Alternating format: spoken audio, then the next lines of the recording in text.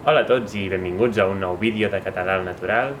Fa unes setmanes vaig pujar un vídeo sobre un pronom feble, el pronom an, i vaig dir que era el primer vídeo d'una sèrie de vídeos sobre els pronoms febles. Doncs avui toca el segon vídeo d'aquesta sèrie i tractem el pronom i.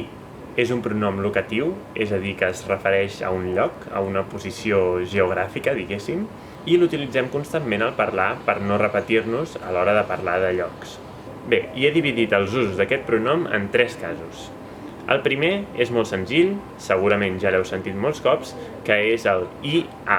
S'utilitza purament per expressar l'existència d'alguna cosa en un lloc, no té massa secret, i normalment quan parlem ho diem més ràpid, diem i-a, i diem has vist que hi ha un bar allà? Han obert un nou bar?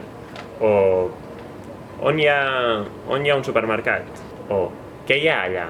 No? Són maneres de dir-ho més ràpid, així que heu d'estar atents quan sentiu el català, aquest ja és i-a.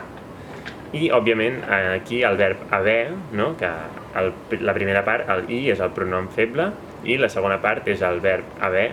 Pot prendre diferents formes, òbviament pot ser en present, com hi ha, també pot ser futur, hi haurà, també pot ser passat, hi havia, i altres formes més complexes com hi hagués hagut, hi hauria hagut, no?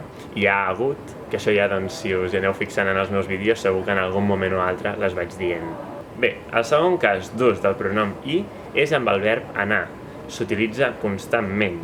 Jo hi vaig, no? Jo vaig allà, jo hi vaig. Però normalment aquest tipus de pronoms surt en converses en les quals ja s'està parlant d'algun lloc, en aquest cas, i per tant ja es dona per entès i per suposat del que s'està parlant i es pot utilitzar el pronom sense problema, de manera que ara us llegiré petits trossos de conversa i així us feu més a la idea de com s'utilitza realment. Per exemple, has estat mai a França? Sí, hi vaig anar l'any passat. T'agrada el cine? Ui, no hi vaig mai, no m'agrada gens, és molt avorrit. Jo no podré anar a l'espectacle. Hi vols anar en lloc meu? I també és important que tingueu en compte que en la mateixa frase es pot utilitzar el pronom i alhora dir el lloc al qual ens estem referint, i això es fa per donar èmfasi. Per exemple, jo puc dir a la muntanya no hi vaig mai, i això és una frase perfectament normal de sentir i el i es refereix a la muntanya, no? A la muntanya no hi vaig mai. En aquest cas, la frase normal seria no vaig mai a la muntanya. Però, com que vull emfatitzar la muntanya, la poso al davant i, al moure-la cap al davant de la frase, llavors necessito posar aquest pronom feble i a la frase perquè la frase sigui gramatical. No podria dir a la muntanya no vaig mai. Això està malament. Ha de ser a la muntanya no hi vaig mai. Un petit apunt, i és que amb el verb anar s'utilitza el pronom i, però amb el verb venir s'utilitza el pronom an. An vinc, d'allà. I, finalment, el tercer ús del pronom i és quan s'utilitza amb un verb qualsevol per designar on té lloc aquest verb, no? On es produeix l'acció que descriu el verb. També us llegiré unes quantes frases que podrien ser d'una conversa normal. Coneixes Girona? És una ciutat molt maca. Sí, hi tinc família. Has vist que estan enderrocant l'antiga fàbrica?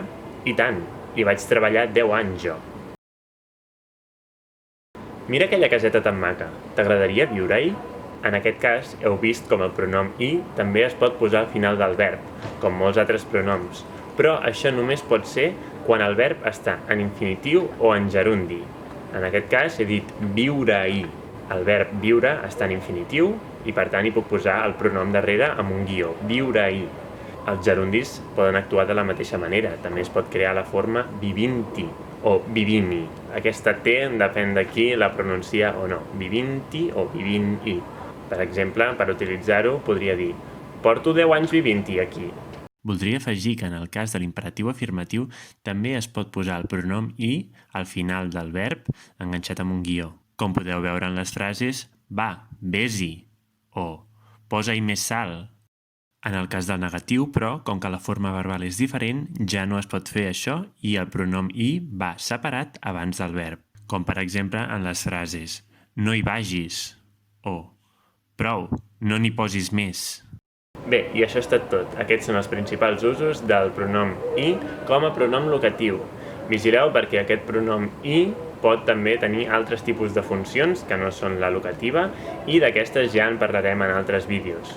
Com dic sempre, aquestes coses de gramàtica no s'han de memoritzar, sinó que el que és important és que quedin clares, que entengueu el concepte i que a partir d'ara, cada cop que ho sentiu o ho veieu escrit, doncs pugueu identificar-ho i dir «Ah, mira, aquest és el pronom que em va explicar el Marc en aquell vídeo i entenc com s'utilitza i per què s'està utilitzant així» i de mica en mica el podreu anar incorporant també en la vostra parla del català. Igual que el pronom an, aquest pronom també existeix en italià i en francès, de manera que si ja sabeu aquestes llengües us serà molt fàcil entendre quin és el concepte, perquè és bàsicament el mateix. En francès s'escriu amb una Y i en italià és ci, C-I. Bé, espero que aquest vídeo us hagi pogut ajudar, que us hagi agradat. Si és així, deixeu un like, subscriviu-vos si no ho esteu i si coneixeu altra gent que està estudiant el català, feu-los saber que existeix aquest canal, ja que estic segur que els podrà ajudar també. Espero també que estigueu tots en bona salut i ens veiem al proper vídeo. Apa, ciao!